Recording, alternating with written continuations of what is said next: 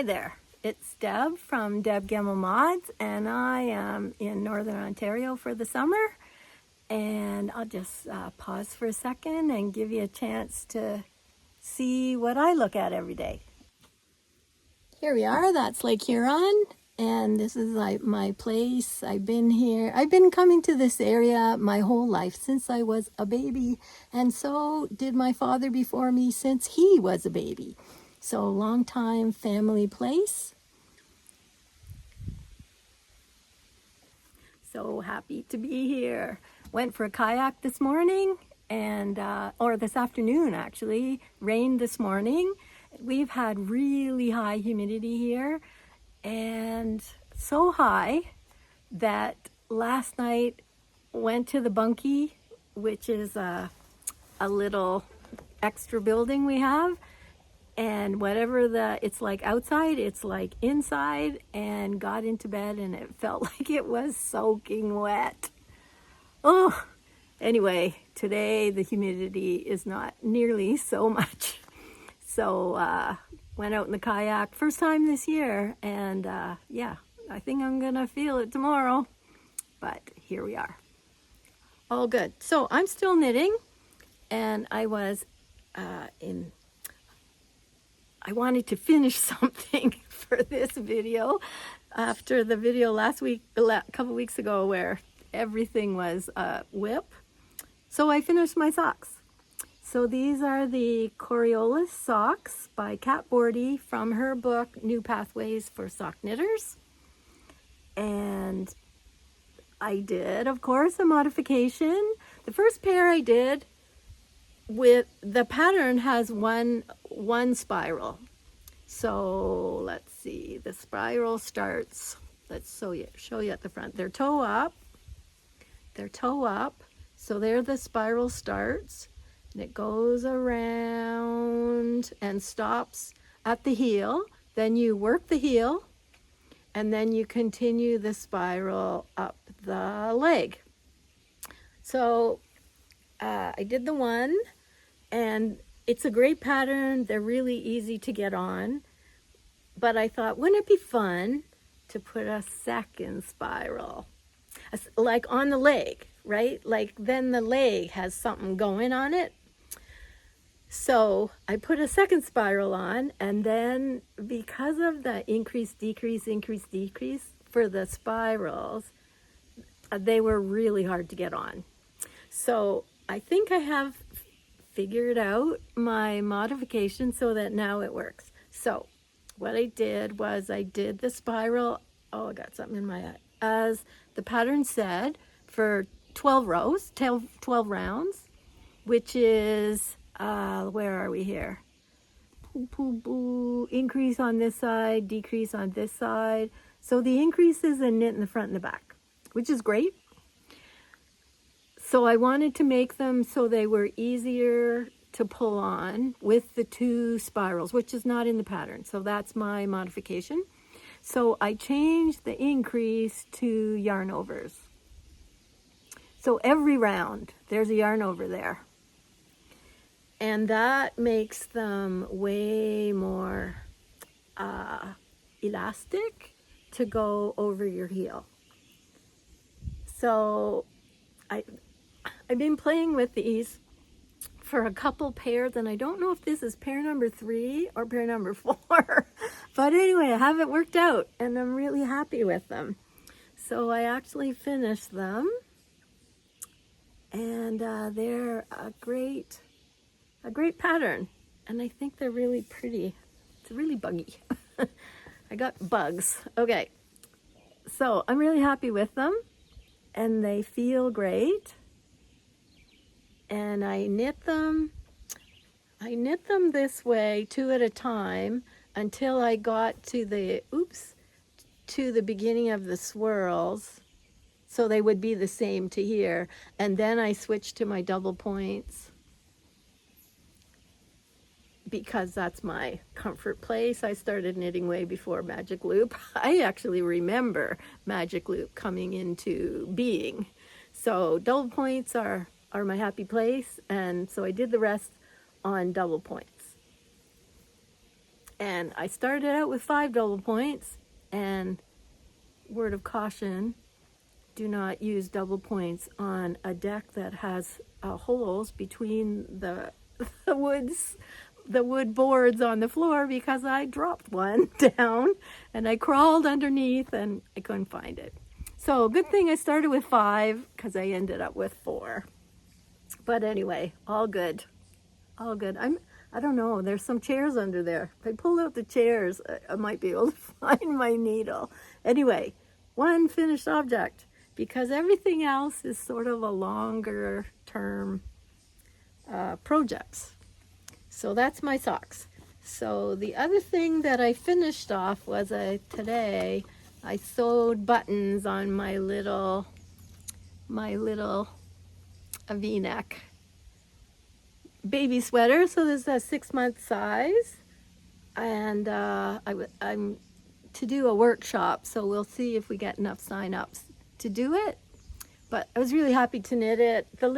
Doing the vest is a really good for a workshop, because the important part is here and getting the raglans going, and a vest is a really quick little project. So the buttons on, it's going to be for a little boy. My landlady is having a baby.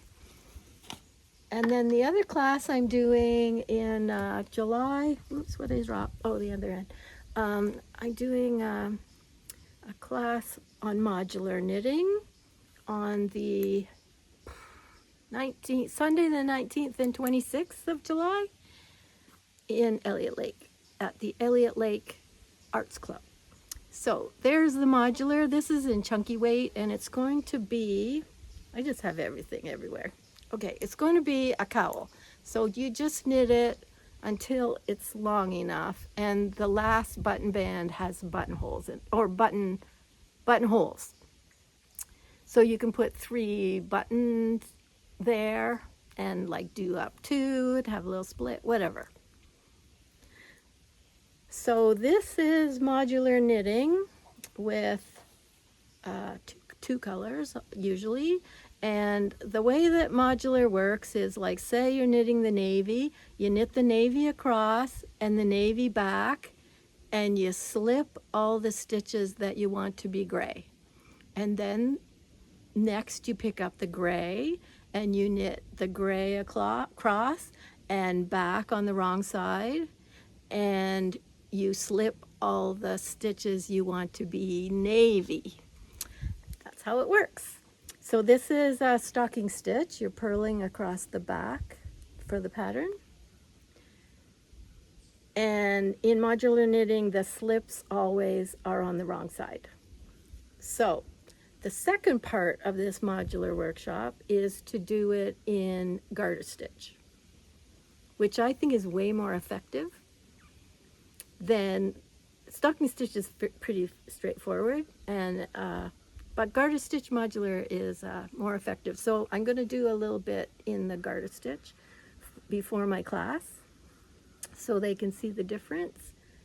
And we're going to try to use the charts. So I'm a big chart person.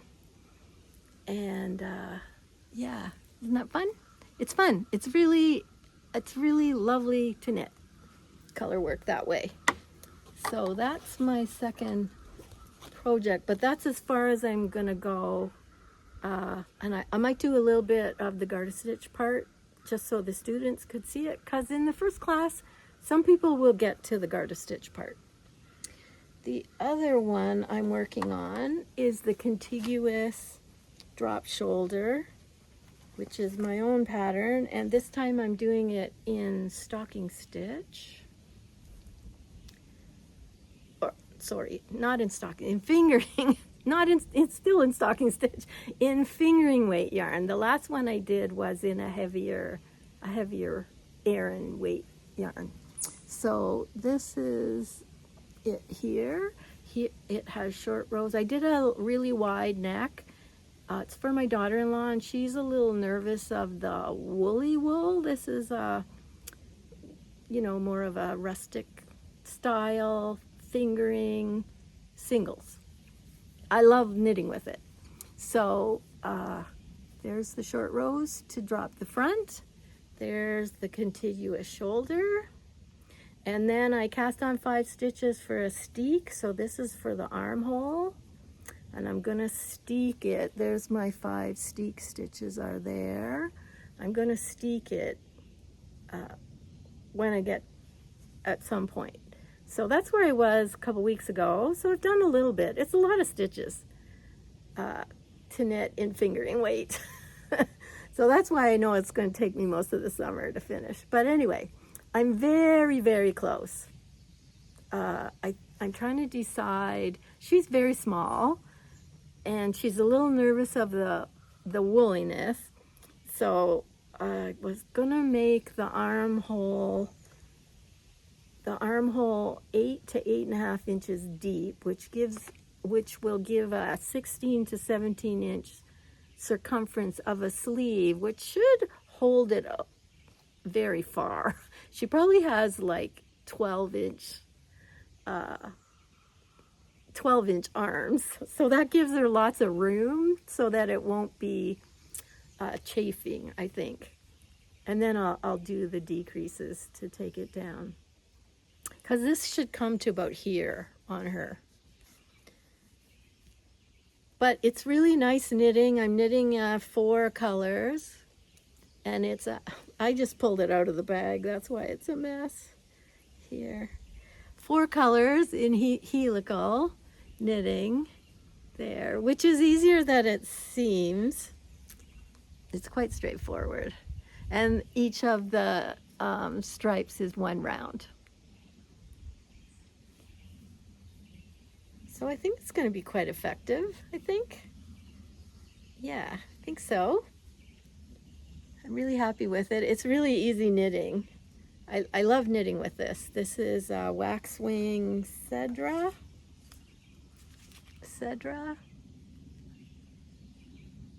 I'm a rustic wool knitter. So I'm really happy with how it looks. And yeah, and this is what I knit with when I'm watching video podcasts and stuff, because it's just really straightforward. So that's going to take me, that's one of the projects that's going to take me a while to knit. The other one is the hemp circular yoke. There it is.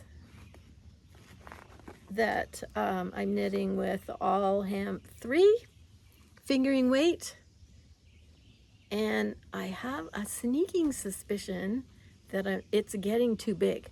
So I started with a 2mm here, and then I didn't get very far when I started thinking, can I knit a whole sweater on 2mm needles? Maybe not. So I went up to 2.5. So up 2 needle sizes. I know it didn't seem like very much, and they're still little teeny needles, but anyway, it's made a difference. But the trouble is, I'm not quite sure what my gauge is, and yeah, so I thought I would try it on. So I put the back through a strand of yarn. I'm going to try it on. So here we go. Whew. Okay, this is the back. Okay.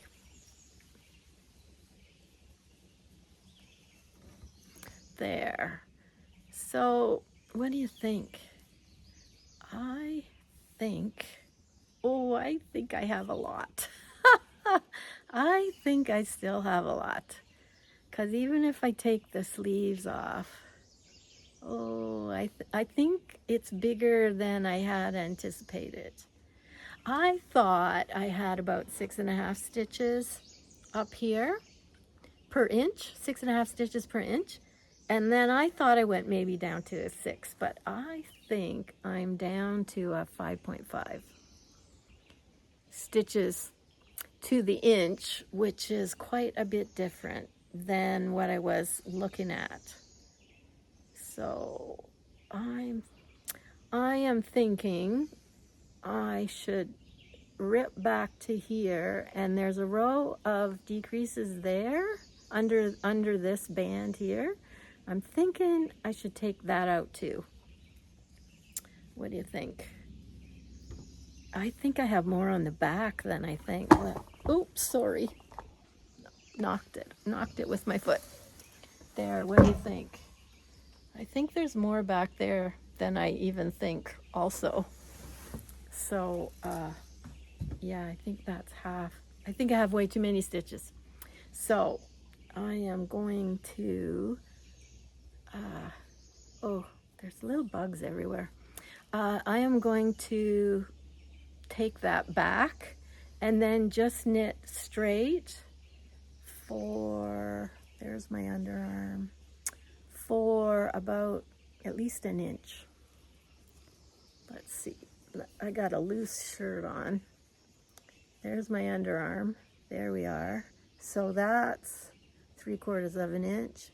Yeah, so about 1.25 inches.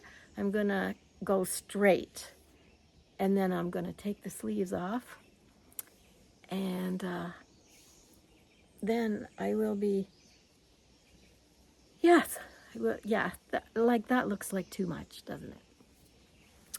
Yep, but nice pattern. I'm really happy with it. It's gonna be lovely to wear. I just have to get it a tiny bit smaller. Right. So there we are, that's that. Once I'm going round and round and round, I think I will pick it up a bit more often. Can't see very well, look, the glare. I think I will pick it up a little more often than I have, because I'm finding, I find plant fibers hard to knit with anyway, and doing the yarn overs and the SSKs and that kind of stuff was a bit of a challenge. But I like knitting on the 2.25s, so that's okay. And I don't have a very long one. So that's why I couldn't tell it at all how big it was while I was going. But I have a plan now. I'm going to rip it back. I'm going to take out that last round of decreases, and then we'll see. I'll see where we are. I will probably have to put the string through another time, I think. I might, once I take the inch, rip the inch back and take that round of increases out, maybe I'll put the string through again and I'll have a better idea of how big it is. Okay, so I have also been spinning. So I have been trying to teach myself. I started spinning. I learned to spin here at the Elliott Lake Arts Club last year at their Fiber Week. And this year, it was in July, this year it's in August, so I've signed up again. And I learned forward draw, which I think most spinners learn. But now I have been wanting to try long draw, because I think there's just something to it that really appeals to me. And I think that will be the technique for spinning that I will like the most. So this is my second try. So this is Romney from Twin Oaks Farm, and it's really cushy and fuzzy, and I really like it, and I enjoyed spinning it. So there we are, but I don't know if it's plied well enough. I don't know if, anyway. So I have that. So I'm pretty happy with that. And I think I am going to knit myself a blanket with any of my yarns that are like Aran weight, which this would be. So there we are. So that's my second attempt. And then I was given some, what do I have here? Cotswold. So here I am trying to be organized and label things. So Cotswold has a really long staple, like 6, I think this was 6 inches. And somebody I was looking at, watching a vlog, said that when you get the long locks, the locks that are really long from the sheep, it does feel more like hair, which is true. This has a little bite to it. But so this is trial number 3. So this is me teaching myself by watching videos. So there it is. And I didn't know if I had plied that tight enough, like, because whole parts of it are, oh boy, what is that? Like, oh, that's the end. Parts of it are quite loose. So, like that. Yeah, so that was my first skein. And then I had a second. So I just finished a second skein this morning, or I plied it this morning. There, so that's my first one. So this is my second one, and I plied this really tight. So it looks quite different, although of course no consistency whatsoever. That's me. So this is quite different. So this, I don't know which one I like better yet. This is still damp, and I hand carded all of this and made little row legs and spun it woven. So the fibers are going round and round and round like this, and I'm pulling them this way. So that was kind of interesting too. And a little bit of it's overspun, over plied, I think. Anyway, I keep trying. This is overplied over here. So it's a little, I guess they say it's a little ropier. This is softer. But it's very, yeah.